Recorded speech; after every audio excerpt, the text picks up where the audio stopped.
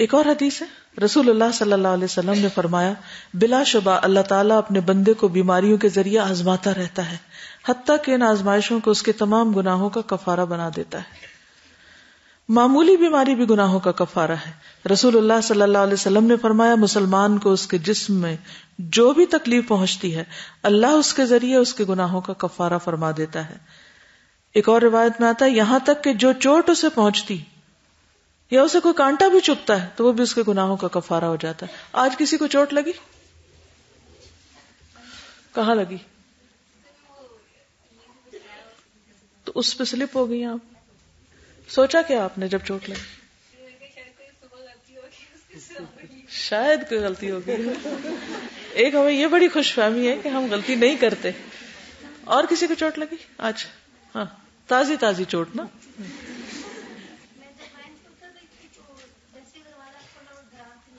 اللہ اکبر۔ وہ کہتی ہے وین سے اتر رہی تھی، دروازہ کھلا تو دڑام سے نیچے گر۔ کیا سوچا؟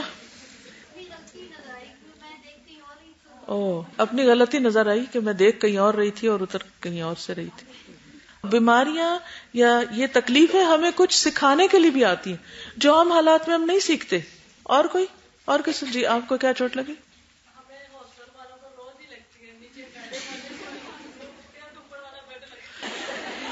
تو پھر بھی نہیں سیکھتے۔ مومن ایک سراغ سے 2 دفعہ نہیں ڈسا جاتا۔ جب مجھے پتا ہے کہ میرے اوپر والا بیڈ سر کو لگے گا پھر آہستہ سے اترنا چاہیے۔ ٹھیک؟ ہاں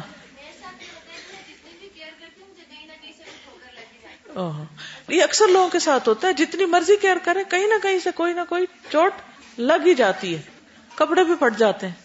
پھر آپ کیا کہتی ہیں؟ وہ تو لگے گی، سب کو ہی لگے گی، کہیں نہ کہیں کچھ نہ کچھ ہوگا۔ سوال یہ پیدا ہوتا ہے اس وقت رک کے سوچئے ری ایکشن کیا کیا۔ عام طور پر ہم فوراً دوسروں کو ڈانٹنے لگتے ہیں، ہاں کہتے ہیں تم نے یہ کیا نا اس وجہ سے یہ ہوا۔ اس وقت بسم اللہ پڑھنی چاہیے۔ جابر کہتے ہیں کہ جب غزوہ احد میں طلحہ رضی اللہ عنہ کی انگلی کٹی تو انہوں نے کہا ایسے کیا۔ رسول اللہ صلی اللہ علیہ وسلم نے فرمایا اگر تم بسم اللہ کہتے تو فرشتے تمہیں اٹھا لیتے اس حال میں کہ لوگ تمہیں دیکھ رہے ہوتے۔ سلسلہ صحیحہ کی روایت ہے۔ اسی لیے آپ نے دیکھا ہوگا کہ جب بڑی بوڑھیاں بچے گرتے تھے تو بسم اللہ کہتی تھی، تو میری عقل کو کبھی سمجھ نہیں آئی کہ کیوں بسم اللہ کہتے ہیں، یہ تو بسم اللہ کرنے کی بات نہیں ہے۔ لیکن جب میں نے حدیث پڑھی تو استغفار کیا کہ میں کتنا غلط سوچتی تھی، جہالت کی وجہ سے نا، جہالت کی وجہ سے ہمیں پتہ ہی نہیں ہوتا کہ کس وقت کیا کہنا ہے۔ ہاں عام طور پر ہم دوسرے کی چوٹ پہ بسم اللہ کہہ دیتے ہیں، اپنے لگے تو انا للہ کہتے ہیں۔ انا للہ بھی کہہ سکتے ہیں کیونکہ رنج اور غم کے موقع پر وہ پڑھنا چاہیے، لیکن اس حدیث سے پتہ چلتا ہے کہ اس کا اجر بہت زیادہ ہے۔ یعنی جب کوئی چوٹ لگے، کوئی کانٹا لگے، کوئی کچھ بھی ہو، کوئی بات کی چوٹ لگ جائے، کیونکہ بعض اوقات لوگ ہرٹ کر دیتے ہیں، تو اس وقت بھی اللہ کا نام۔ بعض اوقات ہم جس چیز سے چوٹ لگے اس کو برا بھلا کہنے لگتے ہیں۔ دروازہ لگی تو اسٹوپڈ ڈور، اور کسی سے لگی تو اس کو بعض اوقات اس کو کک کر کے اور مار کے پرے پھینکتے ہیں کہ یہ ہمارے لیے مصیبت کا باعث بنا۔ چلیے، جیسے میں نے پہلے عرض کیا کہ بعض چوٹیں جو ہوتی ہیں وہ جسمانی ہوتی ہیں اور بعض چوٹیں روحانی ہوتی ہیں، یعنی دل کو لگتی ہیں یا جذبات مجروح ہوتے ہیں۔ تو رنج و غم پر بھی گناہوں کا کفارہ ہے۔ رسول اللہ صلی اللہ علیہ وسلم نے فرمایا کسی مومن آدمی کو جب بھی کوئی تکلیف یا کوئی تھکاوٹ، بیٹھ کے تھک جاتے ہیں آپ کلاس میں، یا کوئی بیماری یا کوئی رنج، یہاں تک کہ اگر اسے کوئی فکر ہی لاحق ہو کہ میرا کیا بنے گا، تو اسے اس کے گناہوں کا کفارہ بنا دیا جاتا ہے۔ تو جب انسان کو یہ خوشخبری مل جاتی ہے کہ اچھا اس وقت یہ فکر مجھے لگی ہوئی ہے تو میرے گناہ ٹھلتے جا رہے ہیں، گناہ ختم ہوتے جا رہے ہیں، تو انسان پرسکون ہو جاتا ہے، کام ڈاؤن ہو جاتا ہے کہ یہ ایک پروسیس ہے۔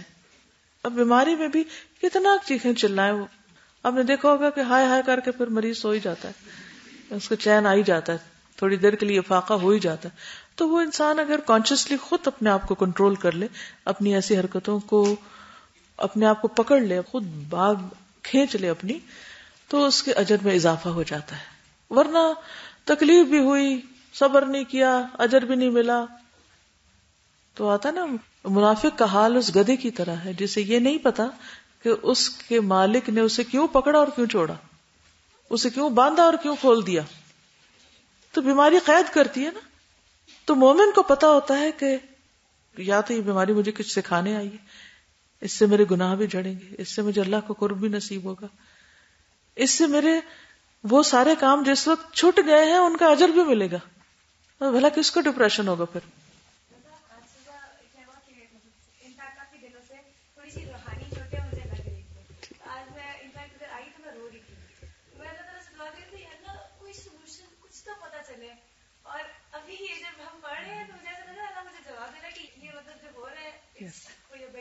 بالکل اللہ کرے ہمیں یہ چیزیں یاد رہیں. بس ایک جملہ یاد رکھیں کہ میرا ریئیکشن کیا ہے، میرا ریئیکشن کیا ہونا چاہیے. That is most important. کیونکہ اس وقت جس طرح ہم بعض اوقات غصے کا، بعض اوقات ناراضگی، بعض اوقات ابیوز کر کے، بعض اوقات چیخ چلا کے، بعض اوقات غیظ و غضب کا شکار ہو کے جس طرح ریئیکٹ کرتے ہیں، الامان والحفیظ، اس سے ہم مظلوم کی وجہ ظالم کی صف میں آ جاتے ہیں. کیونکہ بعض اوقات تکلیف اتنی نہیں ہوتی جتنا شدید منفی ریئیکشن ہوتا ہے ہمارا. چوٹ ہمیں اتنی سی لگی اور ہم نے اس کو اتنا بڑا اس پر ریئیکٹ کیا، تو وہ گناہ جھڑنے کی بجائے کیا ہوا، گناہوں کا ڈھیر اٹھا لیا سر پہ. اور کیونکہ اللہ کی ناراضگی بھی آتی ہے اگر کوئی صبر نہیں کرتا تو.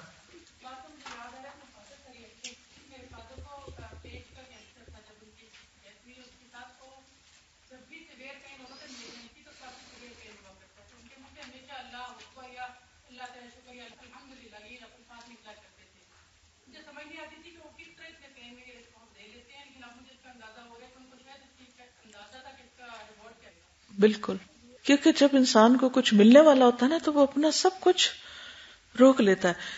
بلی جب چوہے کا شکار کرنا چاہتی ہے، یعنی اس نے کچھ کھانا ہے، اس کو چوہا چاہیے، تو وہ کس طرح بیٹھتی ہے؟ کنٹرول کرتی ہے خود پہ. کبھی دیکھا آپ نے اس کی وہ پوزیشن؟ تو جس نے کچھ پانا ہے اس کو پھر اپنے جسم، اپنے خیالات، اپنے پورے لائف سٹائل پہ کنٹرول کرنا ہے. وہ اپنا پورا لائف سٹائل بدلتا ہے، اپنا نظریہ بدلتا ہے، اپنی سوچ بدلتا ہے، سب کچھ چینج کر لیتا ہے. ہم ہاتھ پاؤں چھوڑ کے بیٹھے، میں تو چینج ہو ہی نہیں سکتی. جب آپ نے کہہ دیا تو پھر کہاں سے ہوگا؟ کون کرے گا پھر آپ کو؟ آپ نے خود ہی کرنا ہے نا. آپ کو اپنی عادتیں خود بدلتی ہیں. ہیبٹ میکنگ اینڈ بریکنگ کے چیپٹرز یاد کر لیجئے جو پیچھے آپ کو بتائے گئے تھے. تو آپ کو ارادہ کرنا ہے کہ نہیں بھائی، مجھے اپنا والیوم کنٹرول کرنا ہے، مجھے اپنے ریئیکشنز کنٹرول کرنے ہیں، مجھے آئندہ اس طرح بہیو نہیں کرنا. مجاہدہ کرنا ہے اپنے ساتھ. مشقت ہوگی، پسینہ بھی آ جائے گا، لیکن آپ کو سانس روکنی ہے.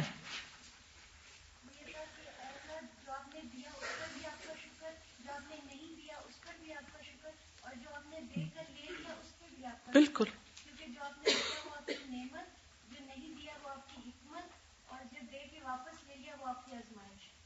بہت ہی اچھا جملہ ہے کہ اللہ تعالیٰ جو تو نے عطا کیا اس پر بھی شکر، جو تو نے نہیں دیا اس پر بھی شکر، اور جو تو نے دے کے لے لیا اس پر بھی شکر. ہر حال میں تیرا شکر، کیونکہ جو ملا وہ نعمت تھی، اس کی رحمت تھی. جو نہیں ملا اس کی حکمت تھی. اس کو زیادہ پتا ہے کہ ہمیں کیا چاہیے کیا نہیں، ہم کیا کر سکتے ہیں کیا نہیں. اور جو دے کے لے لیا، امتحان، آزمائش. اللہ کے ہر فیصلے میں خیر ہے. اگر آپ کو ایسی کوئی بیماری ہو جس میں آپ کے بتا دیتے ہو کہ آپ ہوش آپ کے قابو میں نہ رہے، پھر آپ کیا کریں؟ پھر بھی کوشش کرنی چاہیے جتنی ہو سکے، ٹھیک ہے نا. کیونکہ بہت زیادہ ریئیکٹ کرنے سے تکلیف کم نہیں ہوتی، بس وہ وقتی طور پہ لگتا ہے، کیونکہ ہم اپنے اوپر ایک ایسی کیفیت طاری کر لیتے ہیں نا کہ دوسری تکلیف کو سپریس کرنے، چیخ چیخ کے اس کو سپریس کرتے ہیں. یعنی وہ ہم ہیلنگ کا طریقہ اختیار کرتے ہیں، حالانکہ وہ ہے نہیں. بہت زیادہ آپ کو پین ہو رہا ہے، بہت زیادہ لگتا ہے کہ میں پرابلم نہیں ہوں، اس ٹائم لوگوں کو اوائڈ کریں. جی جتنے لوگ آپ کے سراؤنڈنگ ہوں گے آپ اتنے زیادہ سینسیٹیو ہو جاتے ہیں. بالکل، کیونکہ آپ کو پروو بھی کرنا ہے نا پھر کہ آپ ایسے نہیں لیٹے ہوئے.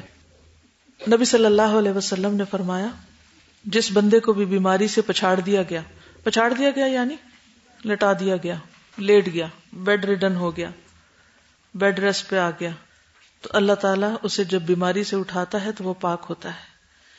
ایک اور جگہ پر فرمایا جب مومن بیمار ہوتا ہے تو اللہ تعالیٰ اسے یوں صاف کر دیتا ہے جیسے دھونکنی لوہے کے میل کچیل کو صاف کر دیتی ہے. رسول اللہ صلی اللہ علیہ وسلم نے فرمایا جب کوئی مسلمان جسمانی بیماری میں مبتلا ہوتا ہے تو اللہ تعالیٰ فرشتہ سے فرماتا ہے کہ اس کے نامہ اعمال میں تم وہی نیک عمل لکھتے رہو جو یہ کیا کرتا تھا. چنانچہ اگر اللہ تعالیٰ نے اس مسلمان کو شفا دی تو اس کے گناہوں کو دھوتا ہے اور اسے پاک کرتا ہے، اور اگر اسے اٹھا لیتا ہے تو اس کو بخشتا ہے اور اس پر رحم فرماتا ہے. پھر اس سے نیکیوں میں اضافہ ہوتا ہے. کسی مومن کو جو بھی کوئی مصیبت پہنچتی ہے یا یہاں تک کہ کانٹا بھی چبھتا ہے تو اللہ تعالیٰ اس کے بدلے میں اس کے لیے ایک نیکی لکھ دیتا ہے یا اس کا کوئی گناہ مٹا دیتا ہے. یعنی ایک کانٹا چبھا اس پر گناہ مٹ گیا. کبھی آپ نے بلڈ دیا؟ کیسے دیتے ہیں بلڈ؟ وہ جو ایک لمحہ ہوتا ہے جس میں سرنج اندر جاتی، اس سے پہلے تھوڑے سے کانشیس ہوتے ہیں نا، فوراً سوچ لیا کریں اب ایک نیکی ملنے والی ہے اور ایک گناہ گرنے والا ہے، تو وہ وقت آسان ہو جائے گا. میں ایک دفعہ ہاسپٹل پورے مہینے گری تھی تو مجھے کیا نہیں ہوا، وہ مجھے کوئی 40 ٹائمز لگے تھے، تو اتنا سخت درد ہوتا اور اس سے پہلے جو بزنس اتنا زیادہ ہوتی ہے. بس وہ ٹائم جو ہے نا اس وقت دعا کریں کہ یہ حدیث یاد آ جائے، کیونکہ وہ کینولا اندر چلا جاتا ہے تو پھر تو پتہ نہیں چلتا، لیکن وہ جو اندر جانے کا ٹائم ہوتا ہے نا تکلیف دہ ہوتا ہے. ابو ہریرہ کہتے ہیں کہ مجھے جو بھی بیماریاں پہنچتی ہیں ان میں بخار مجھے زیادہ پسند ہے، اس لیے کہ وہ میرے ہر عضو میں داخل ہو جاتا ہے اور یقیناً اللہ تعالیٰ مجھے ہر عضو کے بدلے اجر عطا کریں گے. ہم تو پسند اور ناپسند کی بات کرتے ہیں، کوئی کھانے پینے میں، کوئی فروٹ میں، کوئی سبزیوں میں، کپڑوں میں، جیولری میں، مجھے یہ پسند ہے، مجھے وہ پسند ہے، اور وہاں پسند ہے وہ چیز جو گناہوں کو جھاڑنے کا ذریعہ بنے. حضرت عائشہ فرماتی کہ رسول اللہ صلی اللہ علیہ وسلم بیمار ہو گئے، یہاں تک کہ آپ کی بے قراری اور بیماری شدت پکڑ گئی. حضرت عائشہ نے کہا اے اللہ کے رسول صلی اللہ علیہ وسلم، آپ گھبرا رہے ہیں اور بےتاب ہو رہے ہیں. یعنی وہ جو گھبراہٹ اور بےتابی ہے وہ تو چہرے سے نظر آتی ہے. درد ہوگا تو یہ کیسے ہے کہ انسان کا رنگ نہ بدلے یا اس کے جسم کے اندر ایک بے چینی نہ ہو. اگر میں ایسا کرتی تو آپ مجھ پہ تعجب کرتے، یعنی آپ اس وقت بےتاب ہو رہے ہیں، لیکن اگر میں یہ بےتابی کرتی تو آپ حیران ہوتے کہ میں کیوں کر رہی. آپ نے فرمایا کیا تم نہیں جانتی کہ مومن پر تکلیف اس لیے سخت ہوتی ہے تاکہ اس کے گناہوں کا کفارہ بن جائے. نبی صلی اللہ علیہ وسلم نے فرمایا دن بھر کا کوئی عمل ایسا نہیں جس پر مہر نہ لگائی جاتی ہو. اللہ اکبر. ہر عمل سٹیمپڈ ہوتا ہے، بند کر دیا جاتا ہے نا، ریکارڈ میں آ جاتا ہے. چنانچہ جب مسلمان بیمار ہوتا ہے تو فرشتے بارگاہ الہی میں عرض کرتے ہیں کہ اے ہمارے رب، تو نے فلاں بندے کو روک دیا. اللہ تعالیٰ فرماتا ہے کہ اس کے تندرست ہونے تک جیسے اعمال وہ کرتا تھا ان کی مہر لگاتے جاؤ، یا یہ کہ وہ فوت ہو جائے. مہر لگاتے جاؤ. پیپر خالی ہے لیکن پھر بھی مہر لگ رہی ہے. اس وقت یہ بندہ تہجد پڑھتا تھا، اس وقت فجر کی نماز پڑھتا تھا، اس وقت ذکر اذکار کرتا تھا، اس وقت قرآن پڑھتا تھا، اس وقت لوگوں کی خدمت کرتا تھا، اس وقت مریضوں کی عادت کرتا، اس وقت یہ کرتا تھا، اس وقت یہ. آپ اپنے پورے دن کی روٹین کو خود دیکھیے کہ کس کس چیز میں مہر لگوا رہے ہیں آپ. آبویسلی. تو اگر ہم نیکیوں کی طرف دوڑ نہیں رہے اور اچھے کام کر نہیں رہے تو پھر بیماری بھی مزید اچھائی میں کیا اضافہ کرے گی. ایسا شخص تو پھر بیماری میں نیگیٹو طریقے سے ریاکٹ کرے گا اور وہ اور مصیبت کا باعث بنے گا، اور پھر موت اور خاتمہ وہ بھی ایسا ہی ہوگا. تو اللہ سبحانہ و تعالیٰ کے بارے میں حسن ظن بہت ضروری ہے ہر حال میں. اسی طرح جب بندہ بیمار ہوتا ہے یا سفر میں جاتا ہے تو اس کے تمام اعمال لکھ دیے جاتے ہیں جو حالت قیام اور زمانے تندرستی میں کرتا ہے. اگر کوئی شکوہ نہ کرے تو بیماری کے بعد نیا گوشت اور نیا خون ملتا ہے. رسول اللہ صلی اللہ علیہ وسلم نے فرمایا اللہ تعالیٰ فرماتا ہے جب میں اپنے مومن بندے کو آزماتا ہوں اور وہ تیمارداری کرنے والوں کے سامنے میرا شکوہ نہیں کرتا، عیادت کرنے کے لیے جو آتے ہیں ان کے سامنے شکوہ نہیں کرتا، تو میں اس کو اپنی قید سے آزاد کر دیتا ہوں. یاد رکھیے بیماری کو کس سے تشبیہ دی گئی ہے؟ یہ دوسری حدیث ہے جس میں قید کا لفظ آیا. اس کے پہلے گوشت کے عوض بہتر گوشت عطا کرتا ہوں اور اس کے پہلے خون کے عوض بہتر خون عطا کرتا ہوں، اور وہ اثر نو عمل کرتا ہے. پھر وہ ایک طرح سے نئی زندگی شروع کرتا ہے، پھر نئے نئے کام شروع کر دیتا ہے. لیکن وہ لوگ جو ایمان نہیں رکھتے یا جن کا ایمان کمزور ہوتا ہے یا جن کے اندر نفاق ہوتا ہے، وہ اللہ کی طرف نہ جھکتے ہیں نہ گڑ گڑاتے ہیں. وَلَقَدْ أَخَذْنَاهُمْ بِالْعَذَابِ فَمَا اسْتَكَانُوا لِرَبِّهِمْ وَمَا يَتَضَرَّعُونَ وَأَخَذْنَاهُمْ بِالْعَذَابِ لَعَلَّهُمْ يَرْجِعُونَ. اور ہم نے انہیں عذاب کے ذریعے پکڑا مگر یہ نہ اپنے رب کے سامنے جھکے اور نہ ہی گڑ گڑائے. سورۃ المؤمنون 76 اور الزخرف 48. اور ہم نے انہیں عذاب میں پکڑا تاکہ وہ لوٹ آئیں. تو مومن کے لیے بیماری اللہ کی طرف رجوع کا ذریعہ بنتی، جبکہ منافق اور زیادہ ڈھیٹ ہو جاتا ہے. تو بیماری دراصل اصلاح کا ذریعہ بھی ہوتی ہے اور گناہوں کی یاد دہانی کا ذریعہ بھی. وما اصابکم من مصیبت فبما کسبت ایدیکم ویعفو عن کثیر. اور جو بھی کوئی مصیبت تمہیں پہنچی وہ اس وجہ سے ہے کہ تمہارے ہاتھوں نے کمایا، اور وہ بہت سی چیزوں سے درگزر کر جاتا ہے، یعنی ان پہ پکڑتا بھی نہیں. رسول اللہ صلی اللہ علیہ وسلم نے فرمایا مومن بندے کی مثال جب وہ بخار میں مبتلا ہوتا ہے اس لوہے کی طرح ہے جسے آگ میں ڈال دیا جاتا ہے. تو مومن بھی آگ میں ڈال دیا جاتا ہے نا ایک طرح سے، جس کی وجہ سے اس کا کھوٹ ختم ہو جاتا ہے اور کارآمد حصہ باقی رہ جاتا ہے، یعنی یوزفل باقی رہ جاتا ہے، اور جو کھوٹ تھا اور جو گناہ تھے اور جو خراب چیزیں تھیں وہ اس سے نکل جاتی. اس سے ہمارے بعض عادات کی اصلاح بھی ہوتی ہے. کوئی ہے آپ میں سے مثال کسی کے پاس کہ بیماری کے بعد آپ نے اپنی ہیبٹس چینج کی، لائف سٹائل چینج کیا؟ ڈاکٹر نے بتایا تھا کہ آپ ایک کھینچے نا، اسپیشلی فیمیلز میں، اور جب آپ کوئی چیز اٹھائیں نا تو کھڑے کھڑے جھک کے مت اٹھائیں. بالکل صحیح. پھر چیز اٹھائیں اور پھر کھڑے. تو یہ بہت زیادہ. اور جو لوگ نماز پڑھتے ہیں نا پراپر طریقے سے، ان کے لیے کسی چیز کو نیچے سے بیٹھ کے اٹھانا، کھڑے ہونا مشکل نہیں ہوتا. جب ہم ٹھنڈا پانی پیتے ہیں تو گلا خراب ہو جاتا ہے، ٹھیک اس طرح ہوتا ہے نارمل پانی پینا شروع کر دیتے ہیں. اکثر لوگ جو ہے اسٹک رہتے ہیں اور ٹھنڈا پانی ختم کر کے نارمل پانی پیتے ہیں جو ان کے لیے زیادہ بہتر ہے. بالکل. پھر اسی طرح دنیا کا بخار آخرت کی آگ کا بدل بھی ہے. ابو ہریرہ سے روایت ہے کہ رسول اللہ صلی اللہ علیہ وسلم ایک مریض کی عیادت کے لیے تشریف لے گئے جسے بخار تھا، اور آپ کے ہمراہ ابو ہریرہ بھی تھے. تو اس مریض کو رسول اللہ صلی اللہ علیہ وسلم نے فرمایا خوشخبری پاؤ، کیونکہ اللہ تعالیٰ فرماتا ہے یہ بخار میری آگ ہے جسے میں نے اپنے مومن بندے پر اس لیے مسلط کیا ہے کہ اس کی آخرت کی آگ کے حصے کا بدل ہو جائے، یعنی دنیا میں ہی بھگت جائے. رسول اللہ صلی اللہ علیہ وسلم نے فرمایا بخار جہنم کے جوش سے ہے اور یہ مومن کا آگ سے حصہ ہے. پھر پیٹ کی بیماری میں مبتلا ہونے والے کا اجر. رسول اللہ صلی اللہ علیہ وسلم نے فرمایا جس کا پیٹ اس کو قتل کرے گا، یعنی جو پیٹ کی بیماری سے فوت ہوگا، اسے قبر میں عذاب نہ ہوگا. رسول اللہ صلی اللہ علیہ وسلم نے فرمایا قیامت کے دن جب آزمائش والوں کو ان مصیبتوں کا بدلہ دیا جائے گا تو اہل عافیت تمنا کریں گے کاش ان کی کھالیں دنیا میں کینچیوں سے کاٹ دی جاتی، اتنی تکلیف آتی.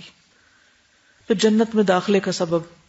ابو ہریرہ سے روایت ہے کہ مرض بخار نبی صلی اللہ علیہ وسلم کے زمانے میں آئی، کہ اس زمانے میں جو کہ بخار کی جیسے وبا ہوتی.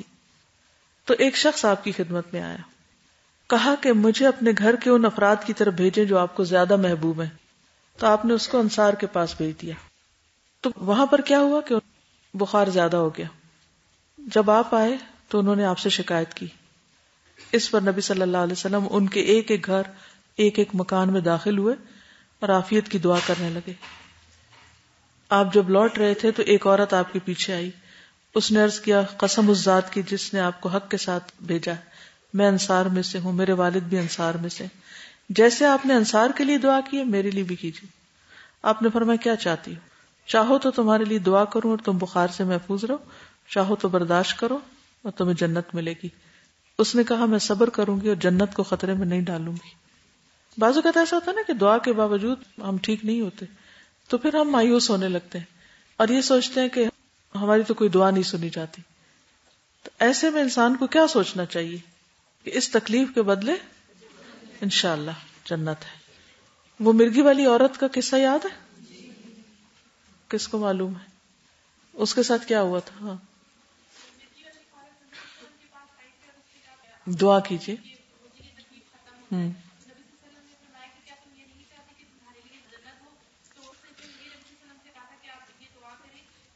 میرا سطر نہ کھلے.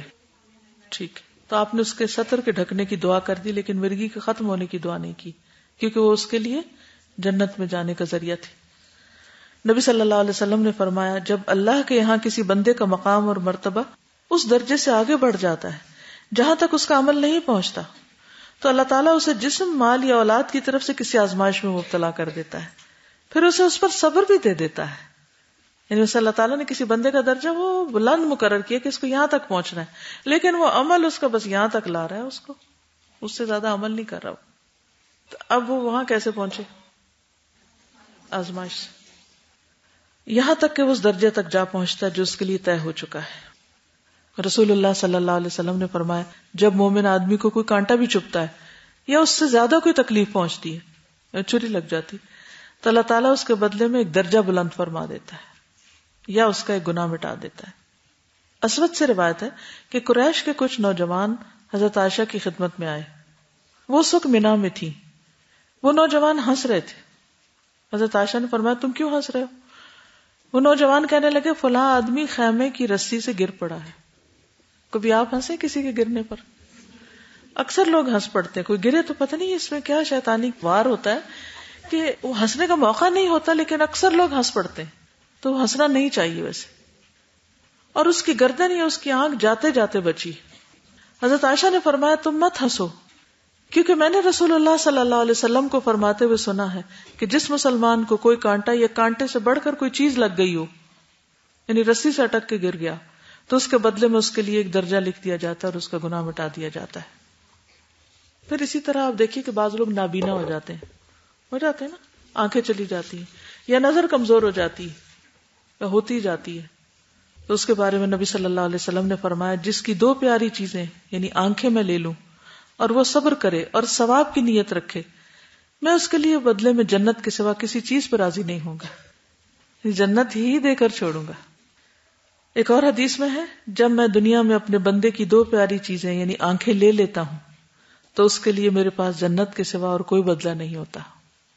جنت ہی جنت ہے اس کے لیے. اور آنکھوں کا جانا کوئی چھوٹی تکلیف نہیں، چھوٹی بیماری نہیں. انسان کے لیے دنیا اندھیری ہو جاتی ہے. تھوڑی دیر کے لیے آپ سوچیں کہ آپ کے جتنے بھی ڈریمز ہیں اور جتنے بھی آپ کے منصوبے ہیں زندگی میں، وہ سارے دھرے کے دھرے رہ جائیں گے اگر کوئی ایسی چیز ہو. تو اس وقت آپ کیا سوچیں کہ شاید ان منصوبوں کے پورا کرنے پر جنت ملتی کہ نہ ملتی، لیکن اس پر اللہ نے جنت کا وعدہ کیا ہے. لیکن شرط کیا ساتھ؟ صبر اور اجر کی نیت رکھے انسان کہ اس پر میرے لیے اجر ہے. لیکن آپ نے دیکھا ہوگا کہ بعض لوگ اس کے باوجود کہ ان کی اتنی بڑی بڑی ڈسیبلٹیز ہو جاتی ہیں وہ پھر بھی خوش رہتے ہیں اور کام کرتے رہتے ہیں، محنت کرتے رہتے ہیں اور وہ مایوس نہیں ہوتے. آج کے لیے اتنا ہی کافی. اگر آپ کچھ فرمانا چاہیں تو موسٹ ویلکم. جی آپ. میری دوست کی نظر 5th گریڈ کے بعد چلی گئی اور اس کے بھائی کی 10th گریڈ کے بعد، اور ایک بھائی ان کا نبینا ہی پیدا ہوا. 6 بہن بھائی ہیں اور 3 کی نظریں اس طرح سے گئیں. اب 2 بہن بھائیوں کے میں یہ جو آپ بتا رہی نا کہ کچھ لوگ شکر ادا کرتے ہیں اور کچھ لوگ مایوس ہو جاتے ہیں. جس بھائی کی میٹرک کے بعد گئی اس کا میتھس بہت اچھا تھا اور بہت اچھے نمبر سے وہ میٹرک میں پاس ہوا، لیکن اس نے اپنی ڈسیبلٹی کو اتنا فیل کیا کہ وہ بالکل ہی بیچارہ سا ہو کے رہ گیا. اور جو میری دوست تھی اس کی 5th گریڈ میں گئی، الحمدللہ اس نے اتنا اس چیز کو ایکسیپٹ کیا اور شکر ادا کیا. تو میرے پاس آتی تھی اور کہتی تھی کہ مجھے نا چھوٹی چھوٹی صورتیں یاد کرنا سکھا دو، میری میموری بہت اچھی ہے تو میں یاد کر لوں گی. حالانکہ وہ دیکھ نہیں سکتی تھی. اور آپ یقین کریں استاذہ، گھر کے سارے جو امپورٹنٹ کام تھے، یہاں تک پیسے وہ لڑکی خود سنبھالتی تھی، کیز وہ رکھتی تھی، ہر کسی کو جو بھی چیز چاہیے ہوتی تھی وہ اسی کا نام لیتا تھا. اور جو بڑا بھائی تھا وہ ہر وقت روتے رہتے تھے. ہم ان کو دیکھتے تھے کہ وہ کبھی نہ کبھی کسی نہ کسی کونے میں بیٹھ کے رو رہے تھے. اور جو نبینا پیدا ہی ہوا تھا ماشاءاللہ اس نے حفظ کیا. وہ ہماری جو مسجد تھی وہاں پہ وہ نماز پڑھاتا تھا. تو پھر تینوں میں دیکھتی تھی نا کہ کس طرح کا فرق ہے. وہی فرق ریئیکشن کا. اور پھر یہ کہ وہ جو میری دوست تھی اس نے اپنے علاج کی بھی کوشش کی، حالانکہ ڈاکٹرز نے کہہ دیا تھا کہ نہیں آئے گی نظر واپس. اور جو بڑے بھائی تھے وہ ڈاکٹر کے پاس بھی نہیں جاتے تھے. وہ کہتے تھے کہ نہیں بس یہ کیوں ہوا میرے ساتھ. وہ بس ایک ہی لفظ کہتے کہ یہ میرے ساتھ کیوں ہوا. وہ یہ نہیں دیکھتے تھے کہ میری چھوٹی بہن کے ساتھ بھی ہوا، میرا چھوٹے بھائی کے ساتھ بھی ہوا. وہ بس کہتے کہ میں نے دنیا کو اتنا رنگین دیکھا ہے، میں بلیک آؤٹ کو ایکسپٹ ہی نہیں کر سکتا. اللہ اکبر. جس طرح اب آپ نے کہا نا کہ ایک دم سے نظر چلی جائے. میری یونیورسٹی میں ایک لڑکی تھی، دے نیو کہ آفٹر 20 ان کی نظر ختم ہو جائے گی. اور یہ صرف اس کے ساتھ نہیں تھا, اس کی فیملی میں پرابلم تھا. دے نیو کہ اچھا کچھ عرصے بعد, بٹ اس کے ہم نوٹس دیکھتے تھے نا, ہمیں نہیں سمجھ آتی تھی کیونکہ وہ مائنڈ نوٹس بنتے تھے. اور پورا ہم سوال کرنے میں 2 صفحے لگا رہے ہیں نا, تو وہ سوال کے 2-3 لائنوں کے بعد جواب لکھتے کہ کیونکہ اس کا میتھ بہت اچھا تھا. پھر اس کے بعد کیا کرتے تھے, وہ اتنا بیسٹ یوٹیلائز تھا اس کا, یہ تھا کہ فوکس نہیں بنتا تھا. جس طرح ہم لوگ کسی چیز پہ فوکس کرتے ہیں نا, اس کا وہ نہیں بنتا تھا. کبھی کبھی ٹکر بھی لگ جاتی تھی, پر وہ اسٹرانگ اتنی زیادہ تھی, پراپر مطلب اس سے ویل کرنا شروع کرا. پھر پڑھنے میں اتنی اچھی تھی, اور اسلامک سائڈ پہ وہ بہت زیادہ تھی, اور یوٹیلائز کرتی تھی اپنے آپ کو. میں حیران ہوتی تھی کہ اسے پتا ہے کہ سب نہیں رہنا ایسے, جو دیکھ رہی ہے ایسے نہیں رہنا, but still she was focused. جی آپ. میں یہ کہہ رہی تھی کہ عورتوں کی سب سے زیادہ تعداد جہنم میں جائے گی, تو میں ایک اللہ تعالیٰ کی اتنی نعمت کا شکر ہے کہ اس نے ہر منتھ عورتوں کو پیریڈز دے کے, کہ بعض عورتوں کی اس میں کنڈیشن اتنی بری ہو جاتی ہے, تو ایک گناہوں کا کفارہ دیا کہ اس کے ذریعے کتنے گناہ دھل جاتے ہیں. اور جو بچے کی ولادت میں پین ہوتی ہے, اتنی شدید پین ہوتی ہے کہ جیسے ایک وقت میں 20 ہڈیاں ٹوٹ جائیں کسی کی. اس وقت بھی اجر کی نیت سے انسان کو صبر کرنا چاہیے. جی. بچہ کوئی گر جائے یا چوٹ لگ جائے کسی کو, تو اس کو بھی یہ کہتے ہیں تم نے دھیان نہیں کیا, تم نے احتیاط نہیں کی. پھر اس کا نتیجہ یہ ہو گیا کہ جب ہمیں خود یہ ہوتا ہے تو پھر ہمیں ایک شرمندگی, امبیرسمنٹ ہوتی رہتی ہے. اور چونکہ ہمیں یہ اجر اور یہ سب حدیثیں جو آج سنی یا لکھی ہیں یہ بھی نہیں پتا ہوتی, تو پھر ہم اس وجہ سے بھی پھر بہت زیادہ ایک مایوسی کا شکار ہو جاتے ہیں, ڈپریس ہو جاتے ہیں. اور جو لوگ صحت مند ہوتے ہیں, اب آج یہ پڑھا کہ یہ تو کوئی اتنی اچھی بات نہیں ہے کہ اس کو کبھی بیماری نہ ہو, وہ اتنے ایروگینٹ ہوتے ہیں, ان کے ایکسپریشن ہمیشہ یہ ہوتے ہیں ہمیں تو کبھی اس طرح نہیں ہوا, تم نے یہ کیا ہوگا اس وجہ سے تمہیں ہو گیا ہے, تمہیں وہ کیا ہوگا اس وجہ سے ہو گیا. مطلب ان کو یہ خیال ہی نہیں آتا کہ چیزیں اللہ کی طرف سے ہوتی ہیں. ہم لوگ اتنے وہ ہو گئے نا کہ سیلف سینٹرڈ ہے, کہ ہم سمجھتے ہیں کہ اگر ہم ٹھیک ہیں تو بھی اس میں ہمارا کمال ہے, اور اگر کوئی نہیں ٹھیک تو اس کی غلطی ہے. لوگوں کو اٹینشن ان کی گین کرنا چاہتے ہیں جب ہم بیمار ہوتے ہیں. حالانکہ ہونا یہ چاہیے کہ آج جو مطلب جتنا بھی ہم نے پڑھا ہے کہ ہم اللہ تعالیٰ کی اٹینشن گین کریں صبر کے ذریعے, بجائے اس کے کہ ہم اماں کو کہیں گے نہیں ماما میں بیمار ہوں, مجھے کوئی دیکھے, جو کہ میرے ساتھ اکثر ہوتا تھا. انشاءاللہ ویسا نہیں کرنا. استاذہ, ہم نا بچوں کو بھی نا اس طرح صبر کرنے کا نہیں سکھاتے نا. یوزلی جب انہیں کوئی چوٹ لگے, یعنی یہ انفارمیشن ان کے ساتھ بھی شیئر ہونی چاہیے نا, کہ ان کو چوٹ لگے تو حال ہم مچا دیتے. استاذہ, میری موم کی ایک دوست تھی, ان کا بیٹا ہی واز اراؤنڈ 4-5 ایئرس, وہ چل نہیں سکتا تھا اور اس کے ہاتھ بھی ٹھیک سے کام نہیں کرتے تھے. تو استاذہ, وہ بچے کی ماشاءاللہ دماغ اتنی اچھی تھی, at the age of only 4 or 5 ہر کسی کے نام کے اسپیلنگس ٹھیک سے جانتا تھا, اس کو کسی نے بھی نہیں سکھایا تھا, اور بہت ہارڈ ورڈز وہ ریڈ کر سکتا تھا. اور جب میں نے اس کی موم سے پوچھا کہ یہ کیسے اتنا سب کچھ کرتا ہے, تو اس نے مجھے بتایا کہ اس کے جو فادر تھے وہ اس کے ساتھ پڑھتے تھے, like from the age of 3 ان کے ساتھ ریڈنگ اسٹارٹ کی تھی. نو اسکول وڈ ایکسپٹ ہم, لائک وہاں پہ ایسے کوئی اسکول نہیں تھا جو اس کو ایکسپٹ کر سکتا تھا. تو وہ بہت مشکل کتابیں پڑھ سکتا تھا. اور مجھے یاد ہے ایک بار اس نے مجھ سے بک لی and he read it completely fluently, like اسے میرے خیال سے first 2-3 pages اتنی fluently read کی, I was shocked. اور ماشاءاللہ اس کو بالکل بھی یہ نہیں تھا کہ وہ چل نہیں سکتا ہے یا اور کوئی اگر بات. آپ اس کو ابھی بھی جانتے ہیں تو ان کو کہیں اس کو قرآن حفظ کروا دیں, کیونکہ جس کا اتنا حافظہ ہو اس کو کتنا موقع ہے. جی. میں نے کورس کے دوران مطلب اسکول میں پڑھتے ہوئے ایک شعر پڑھا تھا کہ بیکار غم نہیں, بے فائدہ علم نہیں, توفیق دے خدا تو یہ نعمت بھی کم نہیں. تو آج یہ پتا چلا کہ کس طرح نعمت ہے اور یہ کس طرح کم نہیں ہے. ہم تو خوشیوں کو ہی نعمت سمجھتے ہیں نا, تو آج پتا چلا کہ غم بھی کیسے نعمت ہو سکتا ہے, کہ اگر آپ بیماری پہ صبر کر رہے ہیں تو آپ کو کتنے اجر مل رہے ہیں. کیونکہ مومن آخرت اورینٹڈ ہوتا ہے نا, وہ انجام کو سامنے رکھ کے ہر چیز کو دیکھتا ہے کہ ہمیں چاہیے جنت نا, تو اس تک پہنچنے کے لیے اگر کوئی نعمت یا کوئی ریسورسز ملے ہیں کہ جس سے آگے اللہ کے راستے میں جا سکے تو, اور اگر کوئی تکلیف ملی ہے تو سفر اسی جانب ہے, منزل وہی ہے, پہنچنا وہاں ہے, وہاں سے نظر نہ ہٹے. جیسا بھی حال ہے, بارش ہو رہی ہے, دھوپ ہے, چڑھ کے دم لینا ہے.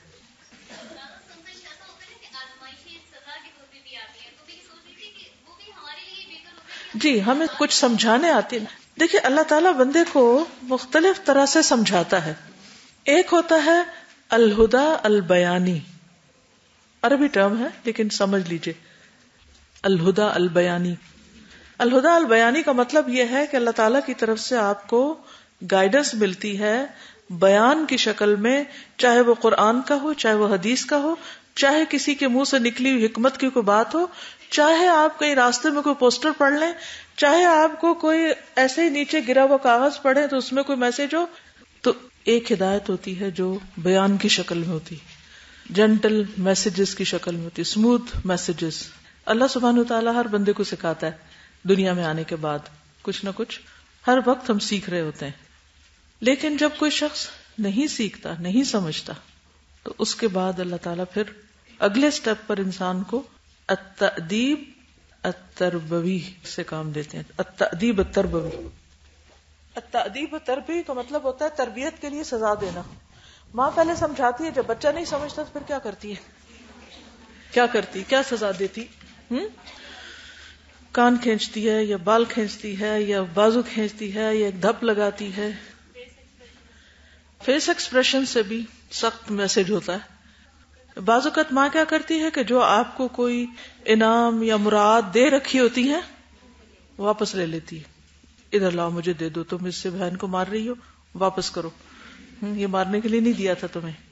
بہرحال سمجھانے کی بات یہ ہے، وَلِلَّهِ الْمَثَلُ الْأَعْلَى، اللہ تعالیٰ کے لیے مثالیں بیان نہیں کی جاتی، لیکن عام روزمرہ زندگی میں جو کچھ ہو رہا ہوتا ہے اس سے ہم بہت سی چیزوں کو سیکھتے ہیں، سمجھتے ہیں.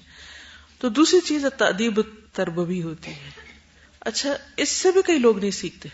جب ان کی زندگی میں کچھ ختم ہو جاتا ہے، فوت ہو جاتا ہے، چھن جاتا ہے، صحت چلی جاتی ہے یا مال چلا جاتا ہے، تو پھر بھی نہیں ہوش میں آتے، اللہ کی طرف نہیں پلٹتے، رجوع نہیں کرتے، توبہ نہیں کرتے، استغفار نہیں کرتے، معافی نہیں مانگتے، سوری نہیں کہتے. ہوتا ہے نا ایسے بھی، بہت سے اسٹوڈنٹس بھی ایسے ہی کرتے، غلطیاں کرتے ہیں. استاد اگر ان کو کچھ کرنے کو کہتا ہے وہ کر کے نہیں لاتے، اگر پنشمنٹ دیتا ہے اس کی بھی انہیں پرواہ نہیں ہوتی. کوئی گئے گزرے کیس ہوتے ہیں. پھر کیا ہوتا ہے اگلا سٹیپ؟ پتا ہے آپ کو اگلا سٹیپ کیا ہوتا ہے؟ ڈھیل، یس، استدراج، ریسپائٹ، استدراج ہوتا ہے. اچھا کر لو موج. فتحنا علیہم ابواب کل شیء. تو انسان اور بھولنے لگتا ہے. انسان سمجھتا ہے اللہ مجھ سے راضی ہو گیا، اسی لیے تو مجھے سب کچھ مل رہا ہے.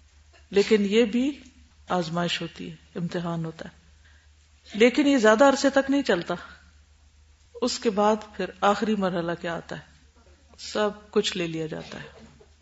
بیچ میں تو آتا نا لعلہم یرجعون، شاید یہ پلٹ آئیں، شاید یہ لوٹ آئیں. لعلہم یتضرعون، اور حالات اللہ تعالیٰ تنگ کر دیتا ہے. پہلے چھوٹی مشکل، پھر اور بڑی اور بڑی، شاید باز آ جائے. لیکن جب باز نہیں آتے لوگ تو پھر اللہ تعالیٰ پوری پوری قوموں کو برباد کر دیتا ہے، جیسے پیچھے عاد اور سمود وغیرہ کے ساتھ ہوا. ٹھیک ہے، خیر یہ تو پورا ایک الگ ٹاپک ہے، لیکن ہمارے لیے اس میں سبق یہ ہے کہ نصیحت کی بات کہیں سے بھی ہو، سبق کہیں سے بھی ملے، ہمیشہ کان اور آنکھیں کھلی رکھیں، ان بائسڈ، بغیر کسی بھی تعصب کے. اچھی بات، سچی بات، حق بات کوئی بھی کہہ رہا ہو، چاہے دشمن ہی کہہ رہا ہو، اسے بھی لے لیں.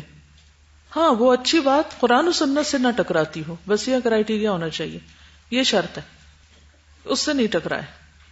ادروائز نیک اعمال میں انسان کو جلدی کرنی چاہیے، معلوم نہیں کس وقت کون سی آزمائش آ جائے. بادروا بالاعمال فتنا، بادروا بالاعمال، اعمال میں جلدی کرو، جو ہی پتہ چلے کر ڈالو. فتنن، فتنوں کے ڈر سے کہ کہیں پر کوئی اور امتحان نہ آ جائے. اور ویسے بھی یہ ہے کہ قیامت کے دن انسان اپنے بارے میں جھگڑا کرے گا، لیکن اس کی سنی نہ جائے گی. یوم تأتی کل نفس تجادل عن نفسها، ہر شخص اپنے بارے میں جھگڑ رہا ہوگا کہ اسے کچھ مہلت مل جائے، لیکن وہاں نہیں ملے گی. تو اس لیے دیر نہیں کرنی چاہیے. تو اللہ سے دعا ہے کہ اللہ تعالیٰ ہمیں ویسی سمجھ دے دے اور عمل کی توفیق عطا فرمائے، اور ہمارے ریئیکشنز اچھے ہو جائیں ہر حال میں. سبحانک اللہم و بحمدک، اشہد ان لا الہ الا انت، استغفرک و اتوب الیک. السلام علیکم و رحمۃ اللہ وبرکاتہ.